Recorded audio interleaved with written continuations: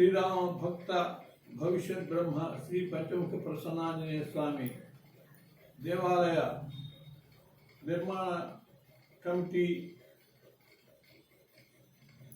ఆ శ్రీరామచంద్ర ప్రభువు యొక్క హనుమంతుని యొక్క సేవలో నిమగ్నమై అనేక రకాల కార్యక్రమాలు నిర్వహిస్తూ ఉన్నది. అందులో ముఖ్యంగా శ్రీరామ జయ రామ జయ జయ రామ అనేటటువంటి మంత్రాన్ని 108 కోట్లు జపింపజేసి ఆ రామానుగ్రహానికి పాత్రలం కావాలి అని చెప్పి సంకల్పించడం జరిగింది. ఈ శ్రీరామ జయ రామ జయ జయ రామ అనేటటువంటిది జయమంత్రంగా చెప్పబడుతూ ఉంటుంది. ఇది త్రయోదశాక్షరి. ఇది జయమంత్రంగా చెప్పబడటానికి కారణం ఏమిటంటే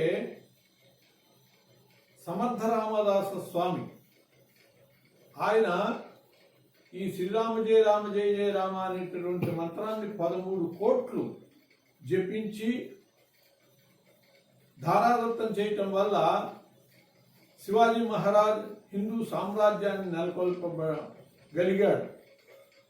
కాబట్టి అటువంటి హిందూ సామ్రాజ్యాన్ని నెలకొల్పటంలో శక్తినిచ్చినటువంటి ఈ జయమంత్రాన్ని మనం కనుక సాధించేటట్లయితే అనుకున్నటువంటి రీతిగా ఆ సంఖ్యలో జపాన్ని పూర్తి చేసుకుని దానికి సంబంధించినటువంటి హోమాదులు నిర్వహించుకునేటట్లయితే తప్పకుండా ఆ శ్రీరాముడు హనుమంతుడు మనం సంకల్పించినటువంటి ఆలయ నిర్మాణ కార్యక్రమాన్ని ప్రతిష్ట కార్యక్రమాల్ని దిగ్విజయంగా నెరవేరుస్తారు.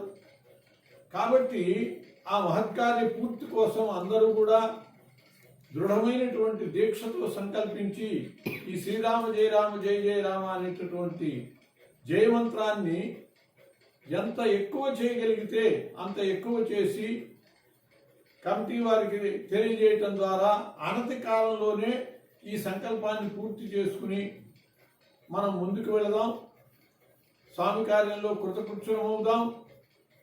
అనుకున్నట్లుగా చక్కగా ఆ స్వామిని ప్రతిష్ఠించుకుని మనమే కాక యావత్ సమాజం కూడా ఆయన యొక్క దయకి పాత్రమయ్యేటట్లుగా మనం ఈ సాధన చెయ్యాలి అని చెప్పి పెద్దల సమాలోచన. ఆ దిశగా మనం ముందుకు వెళదాం. మనకి దుడ్డు ప్రసాద్ స్వామి గారు, హనుమంతరావు గారు, ఇట్లా అనేకులు మార్గదర్శనం చేసేటటువంటి వాళ్ళు ఉన్నారు.